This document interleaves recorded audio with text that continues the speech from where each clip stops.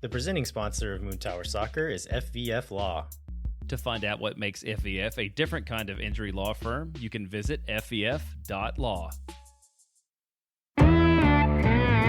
Hello friends, thanks for listening to Moon Tower Soccer. This week we're going to talk about some player rumors, both incoming and outgoing. We'll talk about the new coaching staff announcements for Austin FC. And then we'll talk about super draft, expansion draft, re-entry draft, any other kind of weird MLS thing. We'll continue talking about some of that stuff during the offseason as well. My name is Landon Cottom, and I'm joined, as always, by Mr. Jeremiah Bentley. Hey, everybody, I'm Jeremiah Bentley. And this reminds me that we're at the point of the year where my wife is like, how do you guys talk about soccer every week? And then, it's like, clearly, we're talking to our people at this point. These are like MLS Sickos Committee. That's right.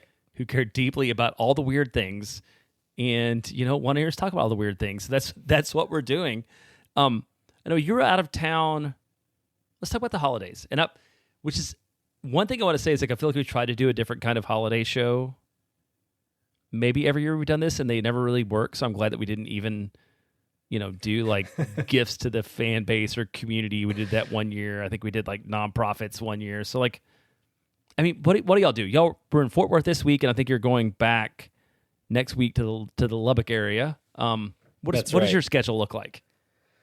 Oh, it's going to be weird this year due to family health stuff, but it'll be pretty low-key for that reason, I think. So from this point forward, we just have going up to the Lubbock area with my in-laws for a few days, and that's going to be about it. We'll be doing the same. We'll be heading up to North Central Texas to see my in-laws for a few days, hang out with my parents, but like not a lot. We kind of, our whole family is all like sort of Fort Worth and north up the Red River. So we kind of do the same thing every year. It's like when the kids were little, they like to go up and like shoot guns and ride four-wheelers and fish. And now they just want to like play their Xbox the whole time. So that's like our change. But oh, your relatives scoffing at the city kids who don't want to go shoot guns with them. Right. Yeah. It's like, oh, you spoiled little brats. Which means we will not be doing a show next week. It's like I believe the one full week a year that we take off. Does that sound right? Yeah. And even then, we've often put out either a pre-recorded thing or we've rerun an interview. Listeners, let us know if you're one of the folks who like isn't going to have time to tune in next week and wouldn't miss if we didn't do a show. That's great to know. If you're the person who needs it then more than ever, so you can take a walk and get away from your family for a couple of minutes, let us know that too. I think at the very most, it would be some type of best of or re-aired thing that maybe you haven't heard in a long time or maybe weren't listening to at the time that I can throw together and put up that might be interesting for some folks, but we're almost certainly not going to record anything new unless something just absolutely crazy happens this week. Do you want to talk about the crazy thing that I thought would make us record a show live? Yeah, to set the standard here. Yeah, what needs to happen for us to record a new show? Yeah, if Mohamed Salah signs a pre-contract with Austin FC, we will record a show. Anything less than that? No, I was going to say maybe Kevin De Bruyne, but honestly, that could wait a week too. So, yeah. I mean, not for me. Okay. Our priorities are a little different there. So, yeah, I would not expect a live show next week. I think last year we did the Butler Brothers show, That's which right. was pretty fun. So, yeah, if you want to hear something from the archives, let us know. If you're fine not, taking a week off, we are very happy to take a week off. Landon more than me because I didn't do anything last time. But we, and just like over the last few weeks, I feel like we always get to this afternoon or like late morning on Monday and don't know if there's going to be enough worth talking about to make a show. And yet news, rumors, innuendo come forth, and we have like a good amount of stuff to talk about. So I think we can start with sort of the rumors, the maybe one player in, one player out rumor, starting with what we heard from Tom Bogert last week. So let's get into that. Yeah, so this all stems from Tom Bogert going on the Golasso Network and talking to them about free agent options that are available and who he would rank as the highest rated free agents available in MLS. And the quote from him was, "I like the fit of," and then named 3 players and 3 clubs. They were Jack Elliott to Chicago, Fafa Pico to Austin, and Lalas Abubakar to Dallas. Later that day, free agency opened, and Jack Elliott was signed to Chicago. And so he said in this interview, nothing can be decided or done yet because the window's not open. And then Charlie Davies asked him about the possibility of Jack Elliott maybe going to Atlanta if Jim Curtin ends up getting hired there as the coach. And with a cheeky smile on his face, Tom says, "I like the fit for Chicago, and we'll see what happens when free agency opens, if you can read between the lines." And so the Jack Elliott rumor to Chicago came true. With the wording of what he said in this interview, are we putting Fafa Pico in the same category as Jack Elliott? It kind of seems like he was intentionally putting them in the same category, right? It does seem like that. And so for 2 reasons, I think that we should. One, I mean, for better or worse, like, I like Tom Bogert and his coverage. He's sometimes criticized for being like a mouthpiece of the league more than almost anybody else who does investigative work. The upside of that being, like, he doesn't make a lot of predictions that are wrong. And we have talked before in the past about things being Bogert official. So there has to be, and all the way back to 1 week ago when we got the Zardes story rumor from Bogert 2 hours before the club had announced it. Like, it feels like if something's gotten to Tom and Tom feels comfortable in talking about it, that it's probably going to come to pass. The second part being we don't want to do a show next week, and so we agreed to talk about Fafa Pico as if it's a done deal. So we're going to talk about this as if it's a done deal. Yeah, I think the combination of those 2 things makes it acceptable for us to talk about it as if it were done. So okay, let's talk about Fafa Pico. I guess, like, how do you feel about this? If Austin were to sign him this week or in the next few weeks, would you be happy with that? I would be very happy with that. Like, I love this guy as a player. I know the first thing that anybody who's looking to criticize Austin FC player signings about is the 33-year-old winger, Fafa Pico. But, I mean, he has been dangerous everywhere he's been. There's no way to, like, account for speed, especially, like, in a league like this. Like, there's just no way around it. And I know when Austin played Vancouver last year, we did the preview, one of the things that I was the most worried about is the fact that he could just run at Austin. I mean, at the very least, he's like a better version of Ethan Finley, who Austin let go. And also, like, he's super productive last year. This is not one of those, like, Rubio, Zardes, like, if they can get back to the way they were 2 years ago. This is a guy, I think it was like, 10 goals and 7 assists last year?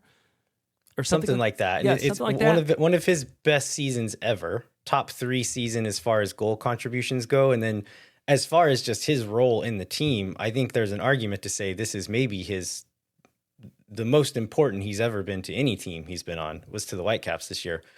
And like you said, he'll be 34 by the beginning of next season, but he still looks good.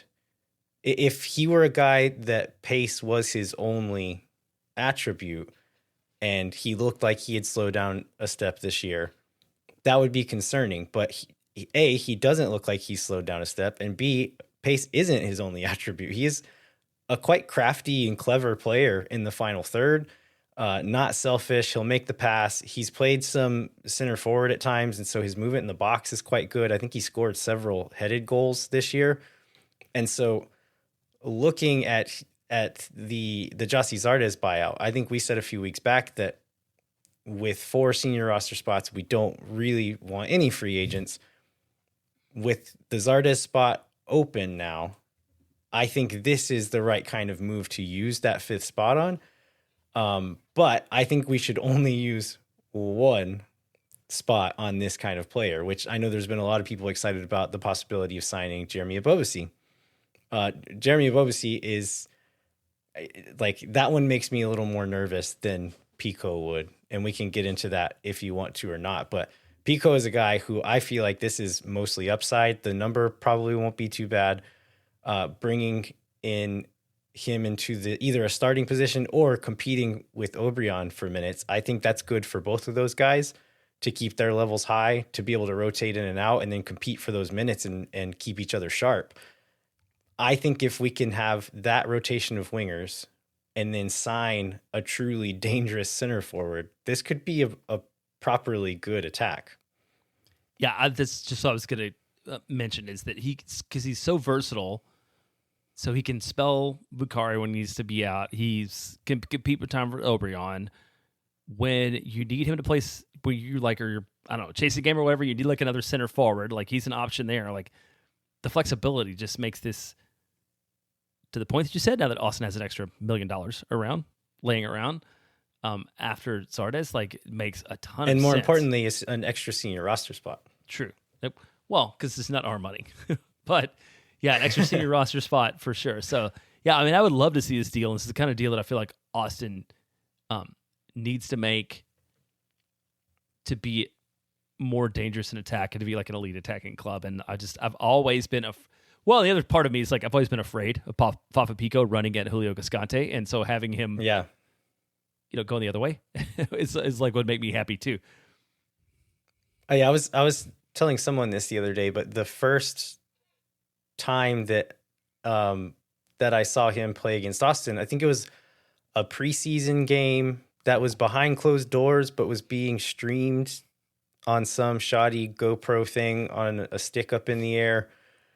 And Julio Cascante got absolutely roasted by Pico in that game. And that was the first time, like, Pico was the person who made me realize that Cascante's speed might be an issue.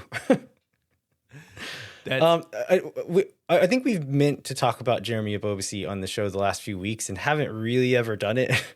Oh yeah, you want to talk about? Would you prefer to get Jabo instead of Pico? Like, if you had to choose one of those guys, which would you choose? If I had to choose one of those guys, that's a hard question because I don't know how much we have to pay both of those guys. In the absence of salary, I would prefer to have Jeremy Ebobisse. But I feel like Jeremy Ebobisse, I almost posted this, maybe I did on Blue Sky. Somebody kind of asked about that, about how we hadn't mentioned it. I feel like Jeremy Ebobisse is going to have way more suitors and is going to be way more expensive than Pico and would eat up a lot of the roster flexibility Austin has built. And for that reason, I would rather have Pico and go out and find another center forward. Yeah, so Fafa Pico was on $670K guaranteed. Jeremy Ebobisse was on just over $1 million guaranteed. At Fafa's age, I don't think he'll get more than what he made this last season. At Jeremy Ebobisse's age, I would be surprised if he settled for less than what he made this last season. Not much less anyway. Right.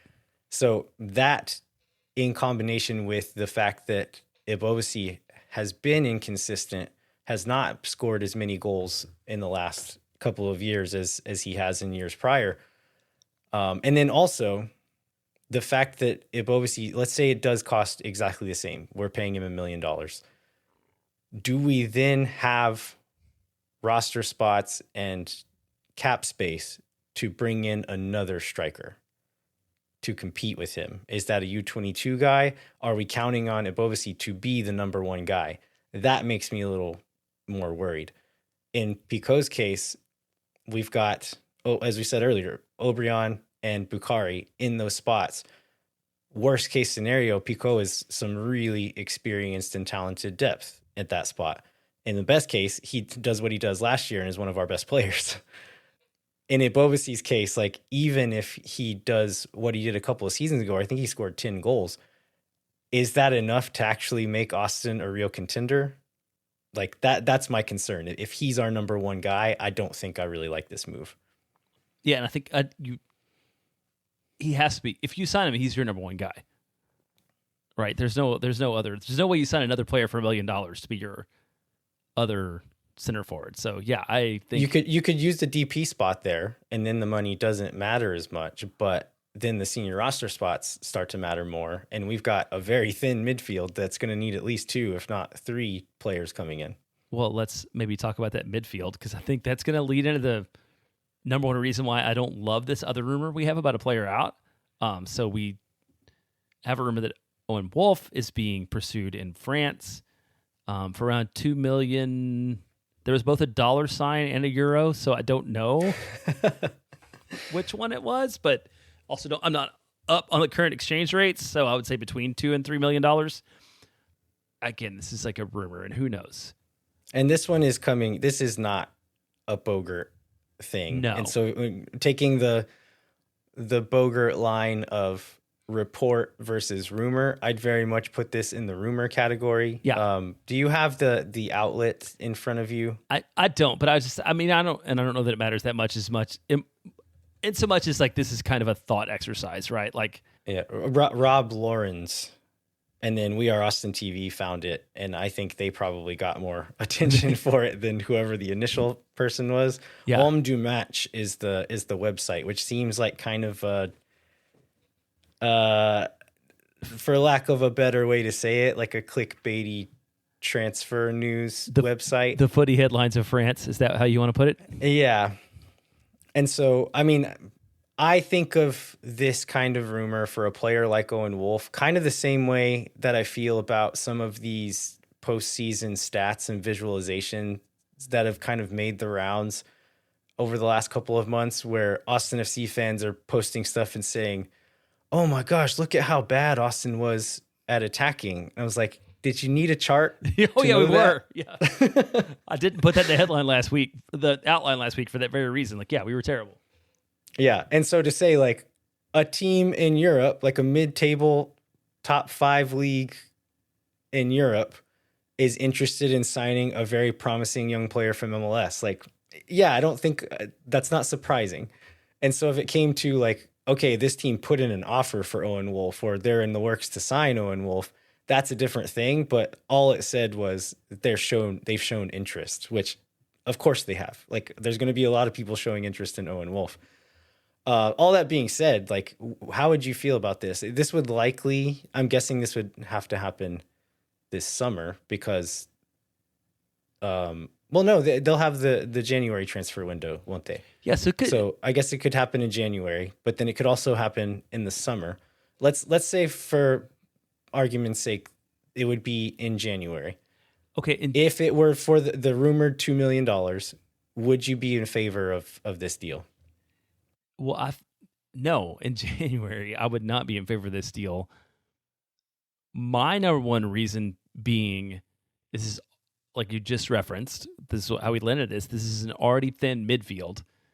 And then to further thin this midfield out, to get a deal that's a good deal, but probably not the most that Austin FC could ever get for Owen Wolff in January, leaves Austin worse off than they were before, having to then immediately turn around and try to find a replacement. Yeah, I agree with that. I would not be in favor of this transfer at the moment for all of the reasons you said. So there's the kind of roster and depth issues. But if you take into consideration the financial aspect of it, yes, you do get to keep a bit more money and convert a bit more of the money into allocation money for the sale of a homegrown player, which is fine. It's not that much more. It's not that much different, but it would be a good boost of income to spend on the roster. But if you look at roster spot considerations as well, Owen Wolff, we assume he's going to continue to be on a supplemental spot as a homegrown player this coming season. He doesn't count towards the salary cap. To have a player on your team who's contributing to the first team, a guy who could potentially start lots and lots of games this coming year, not count towards the salary budget for a team like Austin, whose roster and salary budget is still kind of in a little bit of a mess, that's huge. Like, that's a really big thing for them to have. Getting rid of Owen at this point would make him hard to replace for what his product is on the field. But then when you combine that with his salary and roster spot considerations, he's almost impossible to replace. And so that, combined with what you said earlier, I don't think Owen has reached his max value. And he's a guy who I'm fairly confident will grow in value. I think he's the profile of player, and we've seen enough of him within this profile that I firmly believe like whatever his value is now, it will be significantly higher a year from now. And so I would not like to sell Owen Wolff either this January or probably not even this summer. I think next winter is kind of as early as I would be interested in selling him. So, to summarize your statement, scared money don't make money? Is that what you're saying? Going back to something like that. Something like that, going back to last year's MLS Next Pro final. Yeah, I think I am more interested in the summer entertaining that deal, knowing that there's time, there's preparedness, there's like time. We'll have had the winter window and then the summer window fill the gap, but like I'm still not super in love with it. So, I think you want to go ahead and take a break now, and then get into other player news, rumors, innuendo, what happened this week or didn't happen this week, and all those other things. Yeah, let's do it. We'll give a recap of last week and then what else to look forward to this week. No one is around.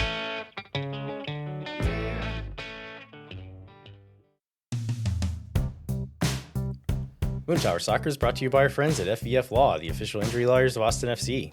FVF is a different kind of personal injury law firm dedicated to community, transparency, and client education. And they have their own podcast called Summary Judgment. You can check it out wherever you get your podcasts. You can go to FVF.law to find out what makes FVF a different kind of injury law firm and why understanding your legal options can dramatically change the outcome of a case. Once again, that's FVF.law. Amplify Credit Union is a member-owned financial cooperative that served the needs of Central Texans for over 5 decades. As a credit union, Amplify has no shareholders or parent companies. That means more of your money stays in the community. Amplify has been the home of fee-free banking since 2022. Their free checking accounts come with zero overdraft fees or minimum balances. That means Amplify's fee-free checking accounts help you get more mileage for your everyday spending. That was an event, and somebody else from other credit union was talking about having like a zero-fee account, and I'm like, cool, but also Amplify did it first, I'm certain. So, still the best. Amplify membership is open to any Texas resident. Learn to trust your bank again at Amplify Credit Union.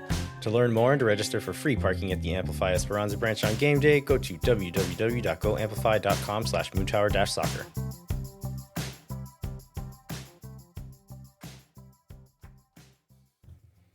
All right, we are back. Last week, we spent quite a bit of time talking about the expansion draft, who we would protect, who we thought might get taken if they weren't protected. We were mostly pretty correct in our predictions. You want to run through what we were wrong on and then what actually ended up happening? What we were wrong on is pretty easy. So I think which I think we probably knew. I don't know if we gave the context of like what we thought Austin would do versus like what we would do, but we both left Julio Cascante off our list, and then Julio ended up getting protected. And I think we both had Diego Rubio was the one who was not protected. And then some teams actually released the list of players they protected. Austin FC did not. All we got was the list of players who were unprotected. We talked about CJ Fodre and if maybe he would kind of sneak into that, but we're still not sure. But based on the fact that Diego Rubio and Stephen Cleveland were left unprotected, we think that they did have to protect CJ. Otherwise, I don't see another way in which they had to leave both of those guys uncovered. So, it seems like that's the only swap that we missed. And then the actual result, no Austin players were chosen anyway. So it ended up not mattering. Yeah, it didn't matter who it was. And I thought the approach that San Diego took was interesting. So San Diego takes 3 players out of the expansion draft, and then they took 5 because you have 5, but they took 3 that they kept, and then they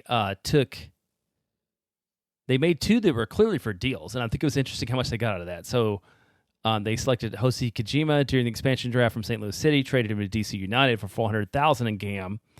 They took Tio Andrade from New York City, traded him to Toronto for a first-round pick in the SuperDraft in 2025 and $250,000 conditional GAM. So unlike whatever offer Austin got for Kamal Miller, which I think was much less than these, it seemed like San Diego very much went into this with a strategy of taking players who somebody else wanted and turning them into other assets. So I thought that was an interesting move.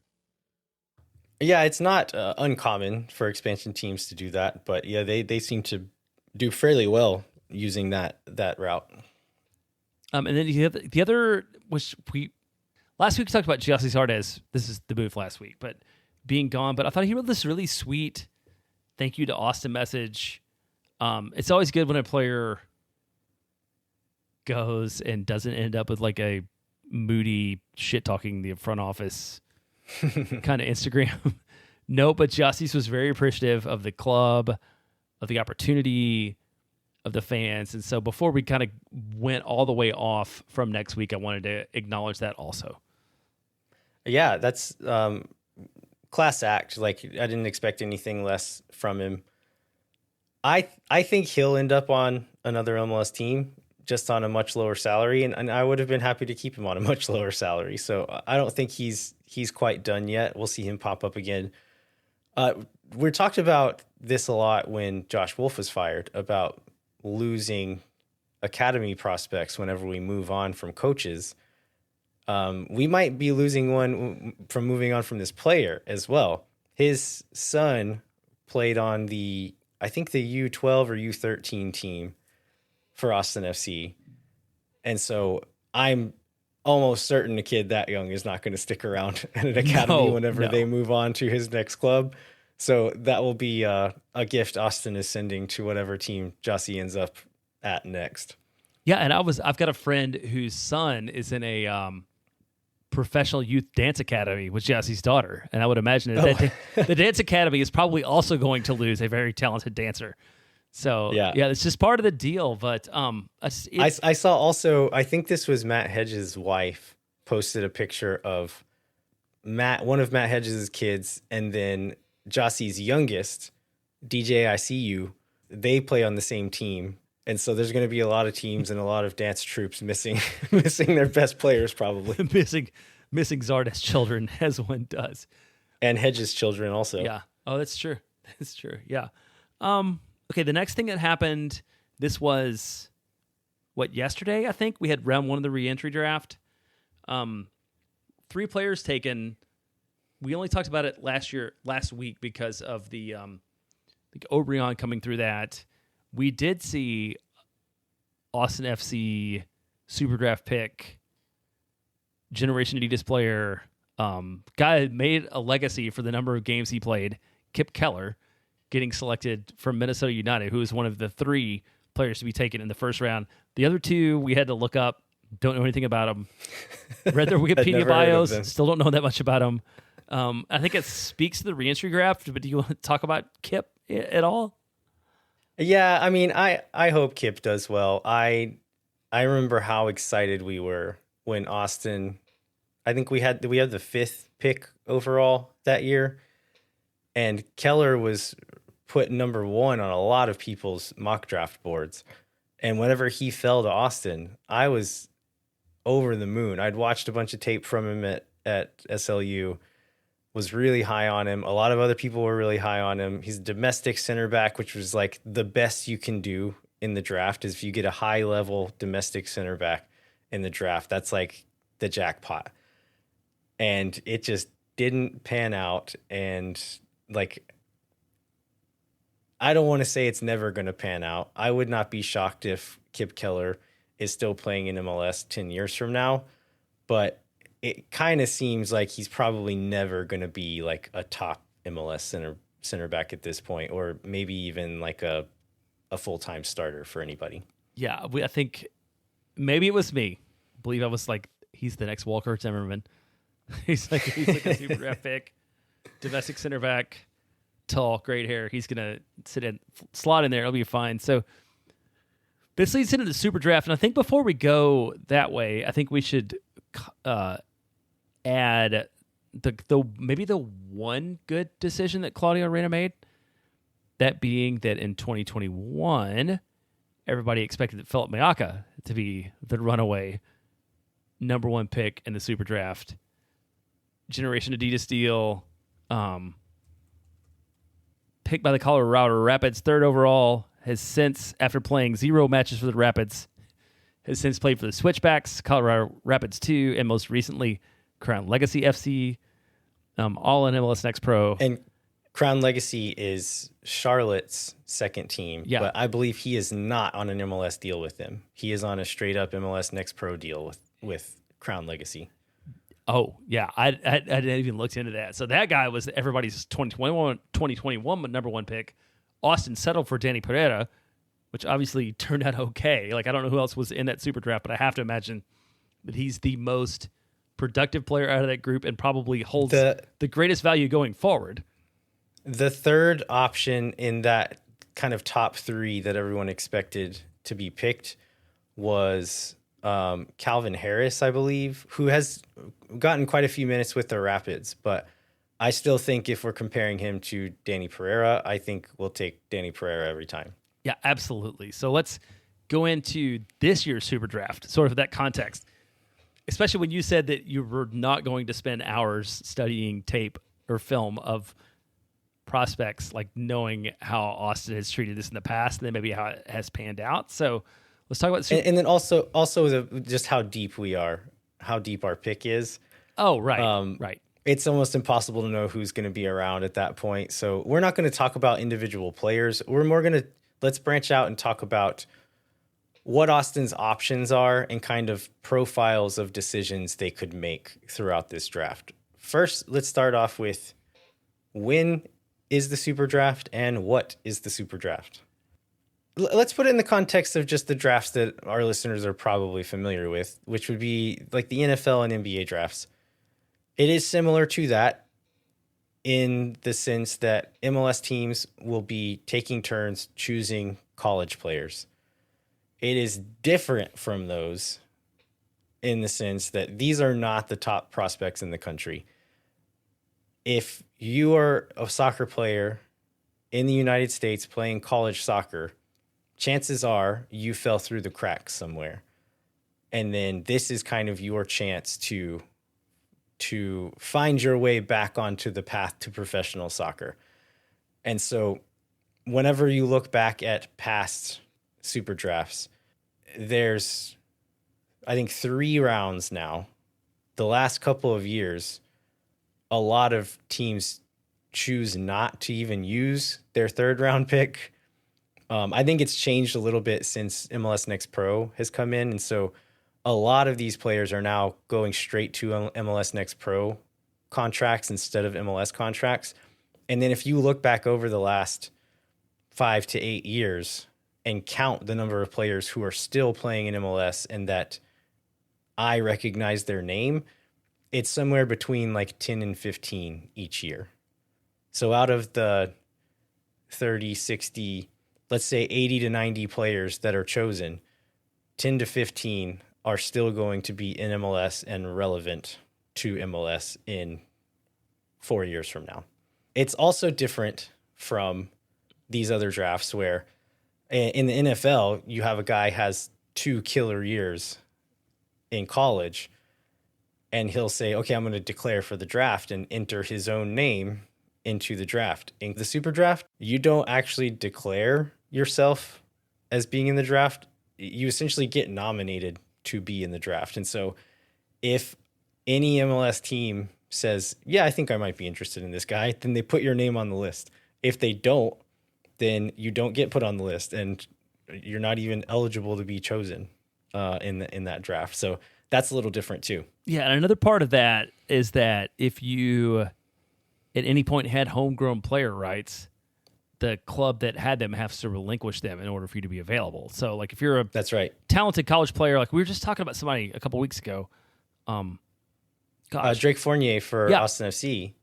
Yeah, he is likely still on Austin FC's homegrown list, and I think they can keep that until he's a senior, essentially, which kind of sucks for the player in that scenario.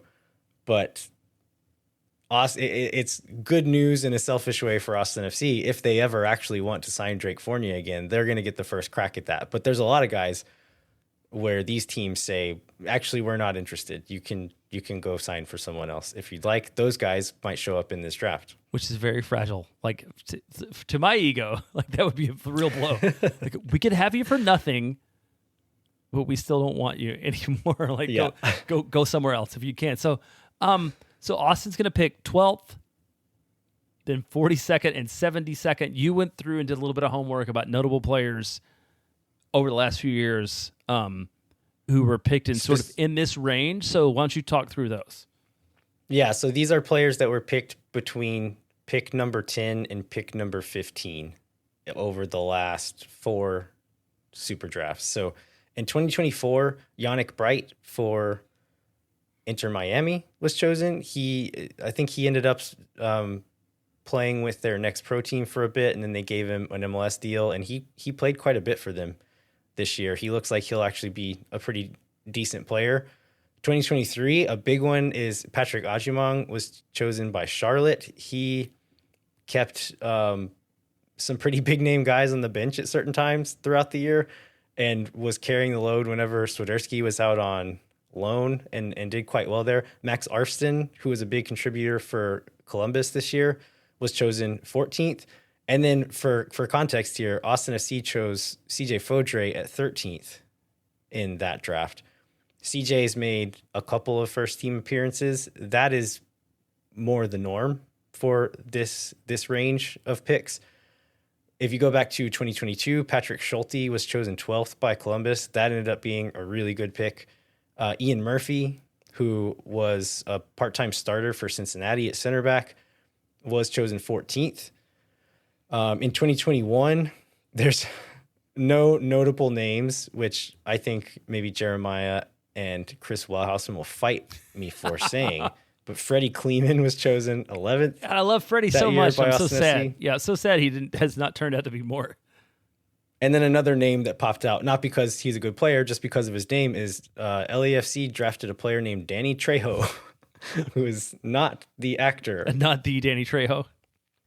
He's not have a giant chest tattoo of a woman, I think, is what's on Danny Trejo. And was not playing college soccer at the age of 62 60, or whatever. yeah, exactly. So the point is, the reason I did this exercise and went through it is it possible to find good players that can contribute to your team in the next year or two at this range of the super draft? Sure. But I just named 1, 2, 3, 4, 5, like 5 players out of the available 20 that are even like MLS contributors at this point. And so it is not likely. It's possible, but it's not likely. Yeah, and I remember, I don't have the details of this anymore, but I think in 2021 or 2022, I went through like everybody's roster and tried to find origins of players. And there were some good players that were super draft picks in these range, but they were not still with their original team. Yeah. So it was I think Tristan Blackman was one, but it was, he was this, he had a Kip Keller journey, right? He was like super draft pick. It was like 16. Tristan Blackman went to second team. Who picked him? I don't remember, but it was not the team that he was still on a supplemental, but the team that he was starting for, which I believe was LAFC at the point in time, was not the team that selected him. It was the second club. Okay. So, and there were a lot of guys like that kind of bounced their way around and became contributors, but they didn't come straight from the super draft. Right. So Austin has that number 12 pick. They'll also, we do have all 3 of our picks at the time of recording anyway. We have all 3 of our picks. And so we talked about how little we should expect out of our number 12 pick. Out of our number 42 and number 72 picks, just extrapolate those expectations further down. We got Jimmy Farkerloon with was that our 3rd round pick? I think last that's right. time? Maybe 2nd, but maybe 3rd too. We traded one of them and then used the other one on Jimmy Farkerloon. I don't remember which was which, but we've already said like Jimmy maybe will be an MLS player one day, but there's a good chance he won't be. And so I think that's about as good as you can expect is that for those later rounds. And then, like we said before, some teams just choose not to use their 3rd round pick. We're just like, nah, we're good. We don't want any of these guys, which is pretty brutal to those guys' egos. So with all that in mind, what should we expect Austin FC to do in this draft? I think there's 2 main options, and then we'll kind of break those down into possibilities within those options. So those 2 options are pick a player or trade the pick or the player for GAM. Trading for GAM is what Austin FC did last year. They chose Nate Jones at number 5. What number did we pick last year? That sounds about right, if not exactly right. Yeah, it was 5. Okay. Immediately traded him to Colorado for $250K in GAM and our second round pick.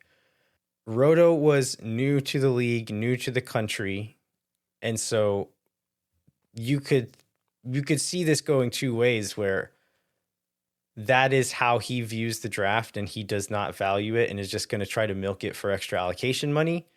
Or it could be that he was new to it. He didn't have time to get settled, to do proper scouting, to know who he liked.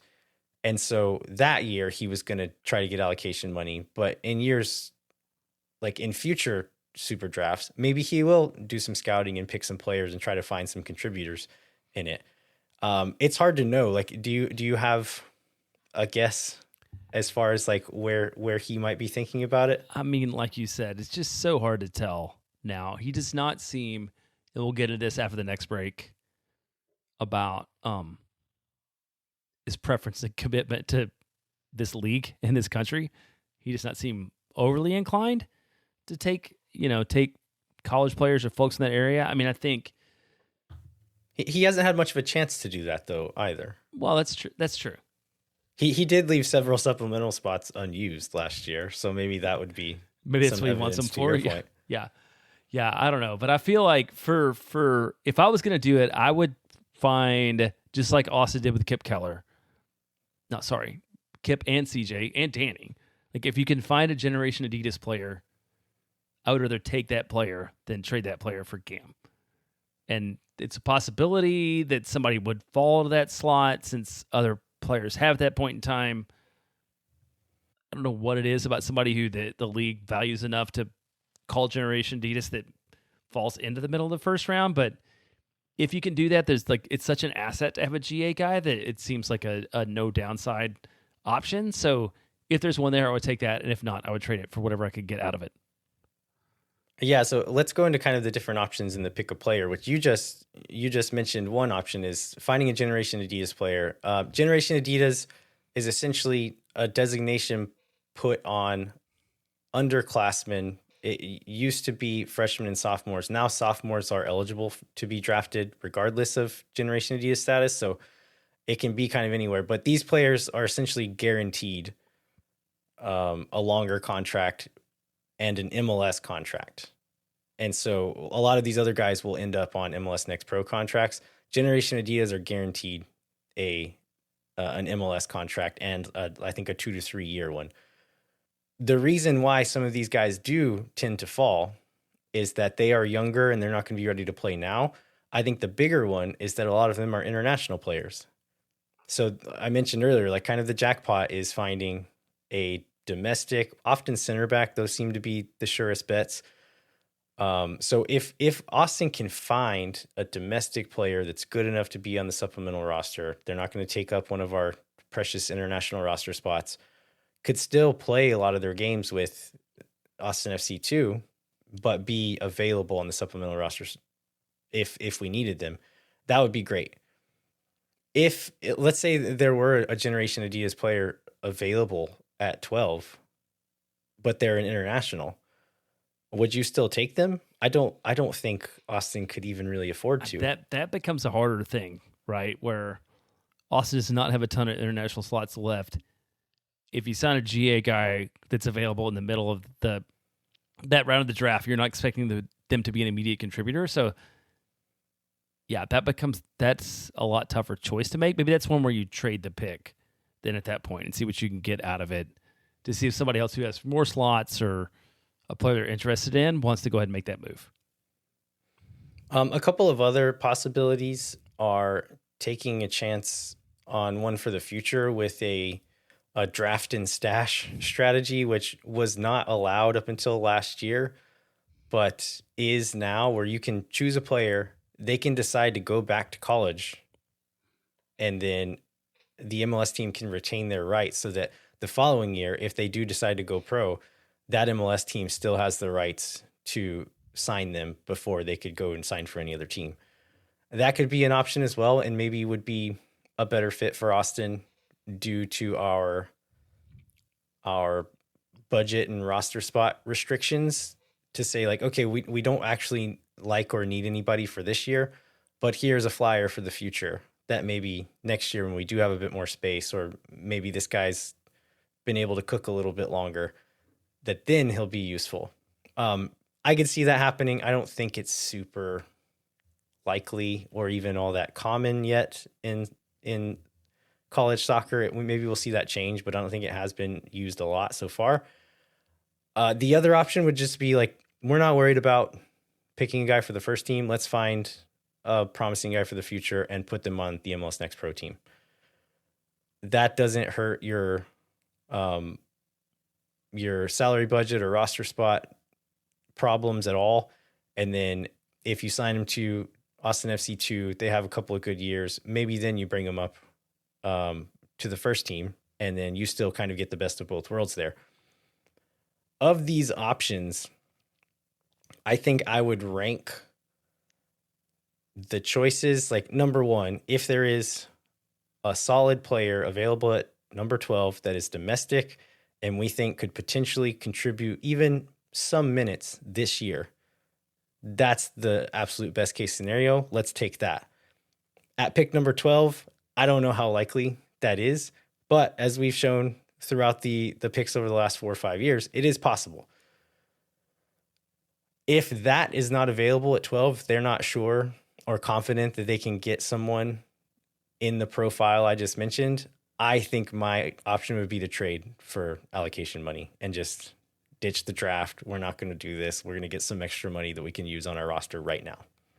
I can't argue with that. I think it's going to be. I feel like Austin's going to be very pragmatic about what they do with this, with the selection. If there's like not a guy that Roto scouted to be his guy, then I don't expect that they're going to reach, or could definitely see Austin doing like what Austin did last year and trading back and getting just depth for Austin FC to hopefully with somebody they have some familiarity with, which I think was a little bit of the case with Jimmy, and going from there.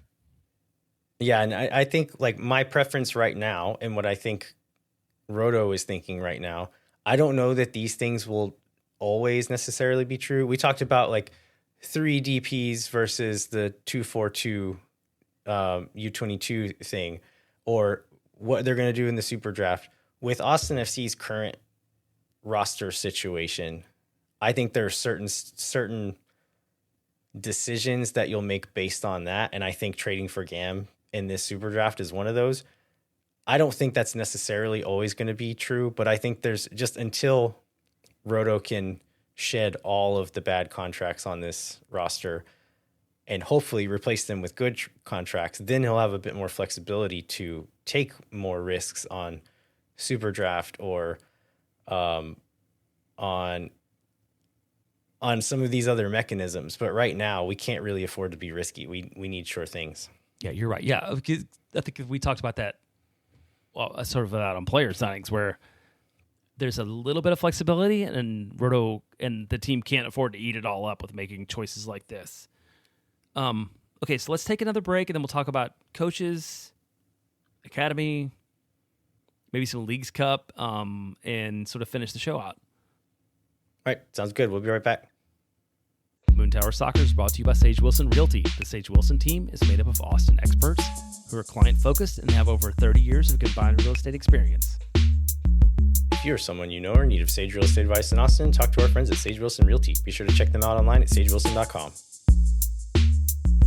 Our premier sponsor is McGuire Woods Consulting, helping clients in the public affairs space from lobbying at the local, statewide, and federal levels to digital and communications campaigns across the country.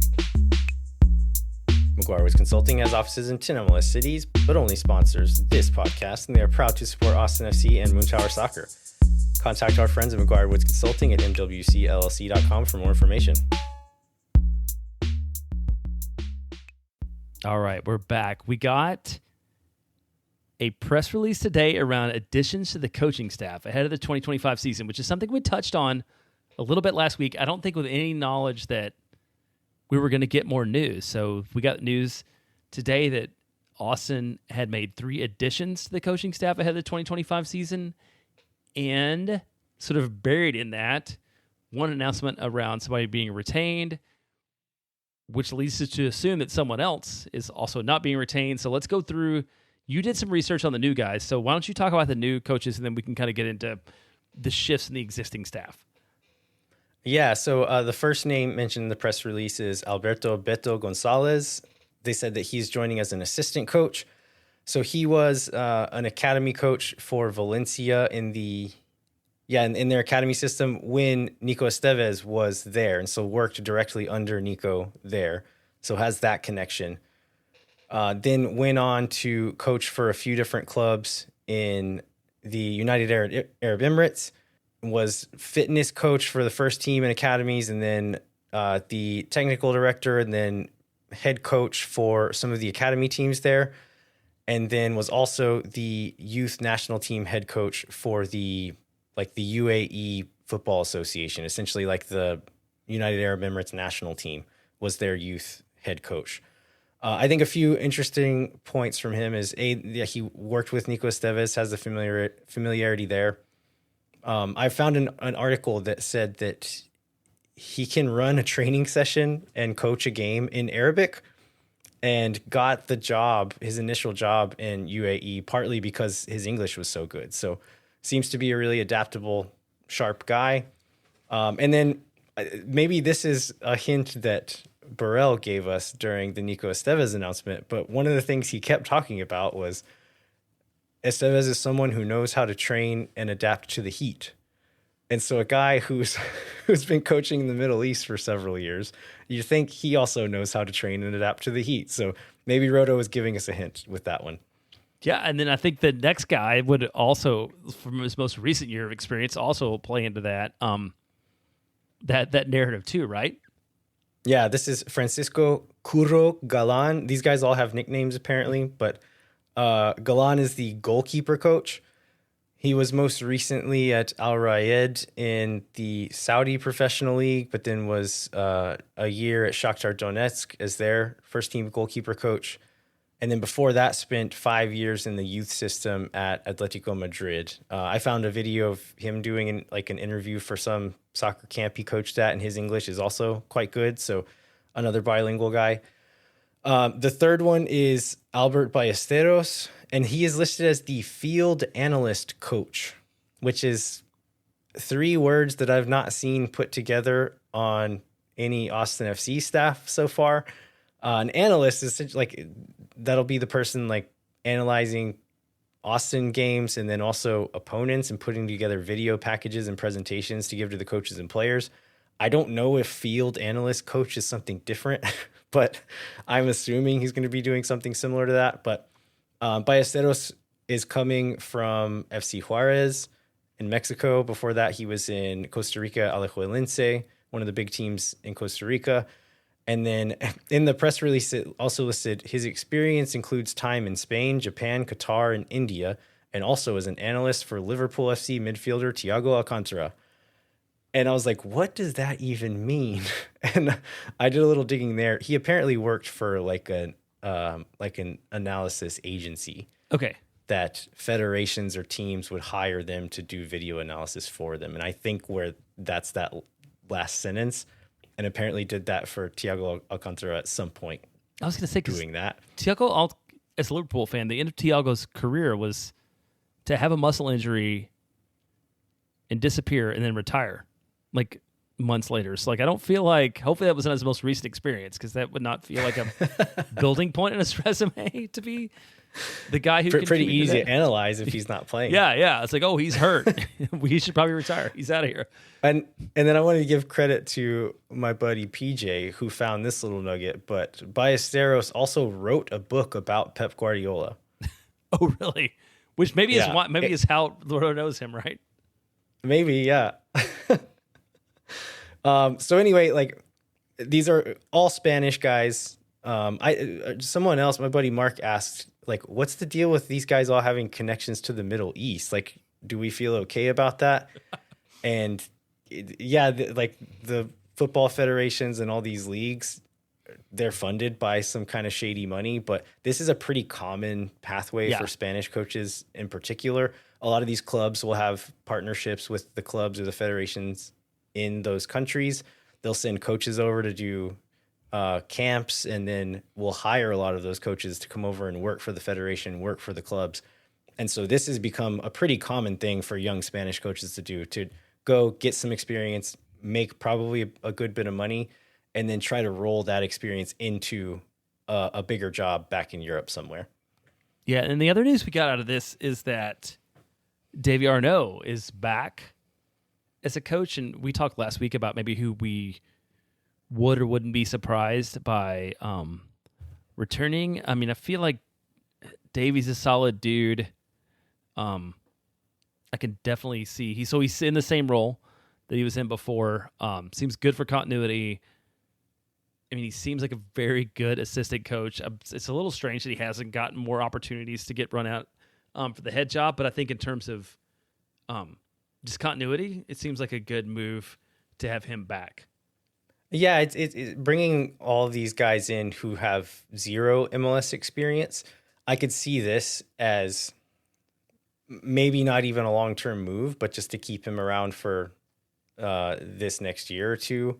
Maybe that's me being cynical. Maybe they are planning on keeping around long-term, but at the very least, like having him and Nico here as the guys with the knowledge about MLS, and then having this new Spanish crew in, kind of running training, working directly with the players, and not having to make like the weird MLS decisions. I could see how that would be a good fit and kind of see the strategy behind that. One thing that was not mentioned, but you alluded to earlier, we talked about Preston Burpo last week and wondered if him having a good relationship with Brad Stuver and Stuver's success would be enough to keep him around. That's apparently not going to be what is happening, given the fact that that Galan has been announced as the goalkeeper coach. I've seen some fans concerned about this because of the relationship with Stuver. I don't think this is something to necessarily be concerned about. You want the coaching staff to kind of to be able to work together really well as a unit, and so kind of piecemealing it, and then this is, I don't know, kind of weird to say, but like Preston Burpo is not Spanish. And so I think it might be a hindrance to him being able to be like kind of a seamless part of this staff at this point, for better or worse, like whatever you think about it, that it's true. But also Brad Stuver he's in his 30s. He's in the back end of his career. I think Brad Stuver could probably not have a coach. He'd be fine. Yeah. And we wouldn't see much of a drop off from him. And so I think you have to think more about like the next coaches, the second team guys, like all of these other things. And then how they fit into the larger coaching staff. Like I personally like Preston. He came on the show, and then I've had some interactions with him out in the wild. Seems like a good dude, fun guy to talk to, interesting story in the league as well. And so I'll be sad to see Preston go, but I don't think this is necessarily bad news or like a bad sign that he's being replaced when the new staff comes in. Yeah, I don't see it's going to make a ton difference. And this is who was the other guy? This is the story I was telling you. I wanted to remember, but I forgot. Jason Grubb also got another job, right? So both the goalkeeper coaches are out, and when there's a new one in, and I feel like this is just something one has to expect in terms of like having a new coach and having a new general manager, and we shouldn't read too much into this because this is just sort of the natural progression of things in every sport. Yeah, and so there may, just kind of counting the numbers of who all was on the staff last year and who we know is still on the staff now, there may even be a couple of more people coming in at some point. It'll be interesting to see if those guys are also all Spanish or have connections to Rodo and or Nico, or if they do try to bring in some more MLS experience. So we got another piece of news just over the last couple days, sort of on the Leagues Cup. So we had rumors about not everyone would qualify. And then I think this was maybe last night during the Liga MX match, like Michelle Sanchez was tweeting, blue skying, skeeting, whatever, some combination of Instagramming, things with quotes from I think he's the interim general manager of Liga MX, I think, right, about the changes to the tournament. I don't know what his title. Yeah, the boss of Liga MX, Mikel Ariola, was who was giving this interview. Yeah, the boss. And then we got the official press release today that talks about Leagues Cup. So what we know, the press release today is here's a few details, way more stuff. But not all of them. Not all of them. But we know it's going to be played during the season. It will still be from the end of July through the month of August. One update is that it is not going to interrupt league play, so we expect them to be in midweek games, which is common to many tournaments, including the U.S. Open Cup. Right. I think it's going to look a bit more like that, and I think all MLS said was that they won't pause for it, and I think Ariola was the one who said these will likely mostly be midweek games. And I think it's like you said, I think it'll run a bit more like the Open Cup or like any cup competition in most countries where you still play your regular fixtures on the weekend, and then on a Wednesday or Tuesday, you'll be playing these games. And I would think that would make most fans a lot happier. I know for me, which Austin probably is not going to play in it this year from what we know, but for me, having not interrupting the season and having more sort of higher level clubs playing against each other makes for a more interesting tournament format. And I think I think so too. I was going to say, I think he also said that they wouldn't, part of that was that the Mexican clubs would train because the season was off, would train in the U.S. and they won't. That whole thing's out the window too, since they're not pausing the season to play. So they'll just could make the games happen however they can happen. Yeah, and they'll kind of come back and forth and then still play their games on the weekend as well. Yeah, the speculation is that the teams that will be playing in this are going to be the 2024 playoff teams from MLS. They will play in Leagues Cup. The teams who did not make the playoffs will play in Open Cup. That's not been confirmed yet, but there seems to be a lot of signs kind of pointing to that, which means Austin would not be playing in Leagues Cup, but would likely be playing in the Open Cup. So we will have one other competition to look forward to, at least, which I think is great. That would be my preference. It's have the first team play in some one and only one competition, and don't interrupt the season for it. And at that point, I don't really even care what it is. I had a lot of fun, other than losing to San Antonio. I had a lot of fun going to San Antonio the one year that the first team played at the Open Cup and getting that sort of interleague rivalry. So I would like to see that again. We also got news today, this is Monday when we're recording, that the MLS schedule is going to drop this Thursday. Do we know anything else, or is that all that they said? That's all they said. So they didn't even talk about an event, which they may announce tomorrow. I would say let's just put a pin in that and say 2 weeks from now we can cover the schedule in depth and talk about the road trips we might want to make. I think we should do one official one again, like we did Nashville 2 years ago. So hopefully something will work out where we can do that. But we can save that whole conversation, maybe with a guest, for the next live show that we do. And let's do a little Academy Facito roundup. What's this first bit of news that you have here? Yeah, so we get the official news, not about where they were going, but the sort of thank you to Austin news this week, or in the past week, from Alonso Ramirez and Stevie Louise John, that they are going to be out of the ATX FC2 camp. Not that surprising. I like them because I know their names, but I don't know that they're going to be world beaters as players. I think Alonso is a little more surprising at first glance, just because he was a contributor and was called up on those short-term loans to the first team a couple of times. His deal is that he was on loan, and so Austin would have needed to pay a transfer fee for him and then also use an international spot on him, most likely. That's just a non-starter there. And so if he were free, and I'm not even sure that he would have needed an international roster spot. Maybe that's not true, but you don't want to pay transfer fees for supplemental roster spot guys. And so if he were free and 100% domestic and we knew we didn't need to use an international roster spot, I would definitely take a flyer on him on a supplemental roster spot, but that's not the case. So not surprised to see him go. Steve Louis-Jean, he's a guy that I took a real liking to for the second team. They brought him in. He's a Haitian kid, brought him in at the age of 18, was playing lots of minutes for Austin FC 2 that first season. This year didn't play near as much. I think a lot of that due to Irvin Torres, which is probably part of the reason why Steve's not sticking around. Is Steve is now over the age of 20, and when there's a 16-year-old in the pipeline who's stealing all your minutes, then it's kind of hard to justify keeping you around. And so he did sign with another team. Do you remember what team he signed for? I don't remember where he went. I knew he went somewhere else, but Chattanooga FC, who is also an MLS Next Pro. So he'll still be playing in the same league, but for somebody else. Team now. Yeah.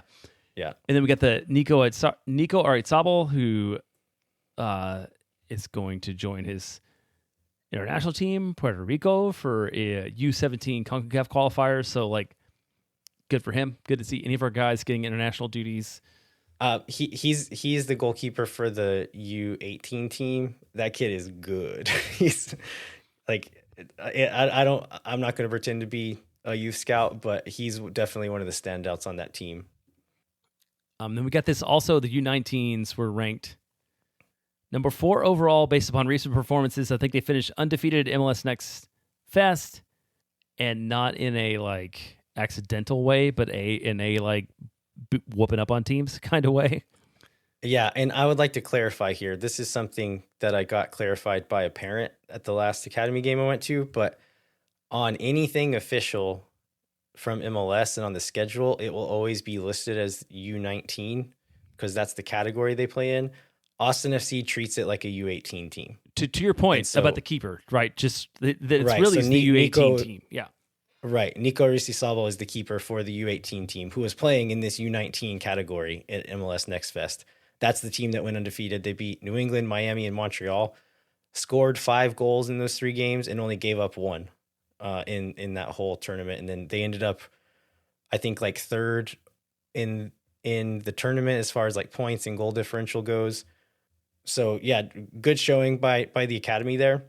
We got a new Patreon member who sent in a question. This is from Timon, and this is about the academy. So Timon says, "Hi, Len and Jeremiah, love your show and join the Patreon so I could ask you this question. Can you explain it like I'm 5, why Austin FC has an academy and how it works? How does it benefit the first team, and what does a successful Austin FC academy look like? Why should we care that the U15 academy recently won a tournament?" And then this was, he sent this in before this happened, but why should we care that the U18s did good at this other tournament? It's a good question, right? If you're an American sports fan who hasn't paid that much attention to soccer, this can seem weird that the club just has like a bunch of children playing in their jerseys.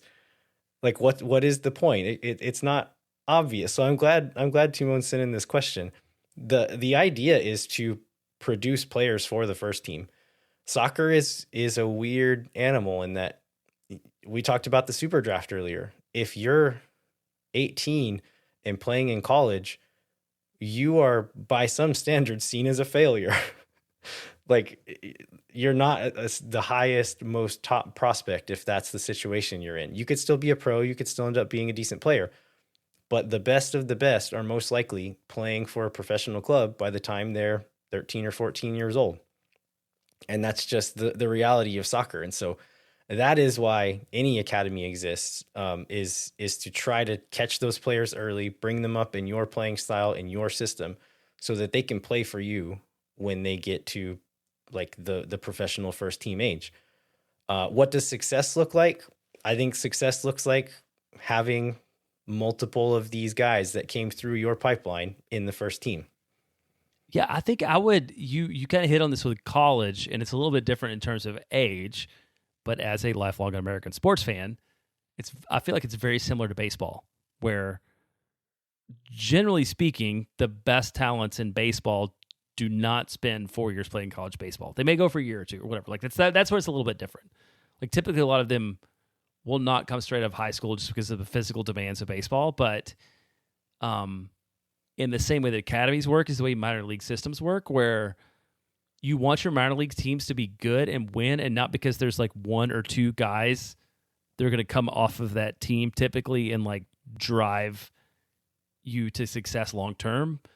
But in the aggregate, the more super talented people you have at younger ages or lower levels of your performance, the more likely it is that some of those players are going to pan out to the next level. And if you have more players to the next level who are able to contribute, then they will lead up to the first team. So like, I don't think we should get hung up on like individual names of players in the academy unless they're just like unique talents. But they're like, this is going to sound really stupid, but like more better players at any age group is going to be better for the first team. And I feel like that's a commonality that professional baseball and professional soccer have. Yeah, and to the specific question, like why should we care when these teams do good at tournaments? Honestly, it doesn't matter. Yeah. It really doesn't matter. Like the teams that win these tournaments aren't necessarily going to be the ones that produce the most pro players, but you'd rather them win it than not, right? Right. And so it's cool to see. And then whenever you do look back through kind of the history books and you find the winners of some of these tournaments, there often is a pro player that was on those teams that kind of carried that team through. And so it's not a guarantee, but it's a good sign. It's a positive sign in the right direction at the very least. All right. Well, I think that about wraps it up. Anything else, Jeremiah, before we finish? No, again, for another show that we were worried about having anything to talk about 2 days ago, the fact that we went for, an hour or so on all the things that are happening this week makes me happy. So hopefully that will happen again when we record in 2 weeks. Yeah. So we, like to remind you to rate, review, and subscribe wherever you are listening to this podcast. Come find us online, wherever we are online. Sign up for the Patreon. Thanks so much for listening. We will be back maybe next week with some type of Frankenstein or re-aired show, or maybe not. We'll see. But at the very least, we'll be back in 2 weeks. Until then, I'm Landon Cottom. I'm Jeremiah Bentling. We'll catch you next time.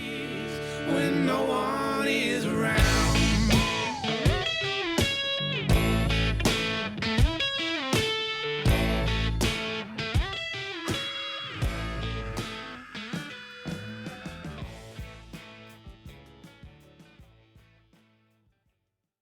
Thank for nothing, you never. La gente Oh my God.